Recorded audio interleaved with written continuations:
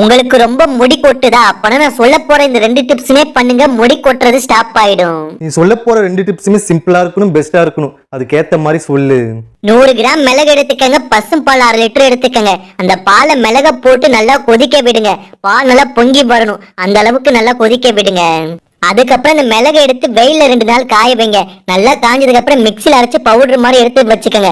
அதுக்கப்புறம் தினமும் காலையில வெறும் வயிற்றுல தேனை மிக்ஸ் பண்ணி நீங்க சாப்பிட்டு வரலாம். அந்த பொடியை தேயில கொஞ்சோண்டு மிக்ஸ் பண்ணி சாப்பிட்டாலே போதும். அப்படி இல்லையா காய வச்ச மிளகு தினமும் 3 சாப்பிடுங்க. சரி, வேற டிப்ஸ் சொல்றேன்னு சொன்னால அதையும் சொல்லு. 100 கிராம் தேங்காய் எண்ணெய் எடுத்துக்கங்க, கருஞ்சீரகம் 30 கிராம் எடுத்துக்கங்க. இது ரெண்டுமே ஒன்னா போட்டு அடுப்புல நல்லா கொதிக்க விடுங்க. நல்லா கொதிச்சதுக்கு அப்புறம் வடிகட்டிக்கங்க. அதுக்கப்புறம் பெரிய நெல்லிக்காய் 2 எடுத்து அதோட சாறு எடுத்து இது கூட மிக்ஸ் பண்ணி வச்சுக்கோங்க. நல்லா மிக்ஸ் பண்ணிட்டு பாட்டிலோட வெயில வச்சிருங்க. ஒரு 5 நாள் வெயில் இருந்தா போதும். அதுக்கப்புறம் இந்த எண்ணெய் யூஸ் பண்ணுங்க. நான் சொன்ன இந்த 2 டிப்ஸுமே ட்ரை பண்ணி பாருங்க.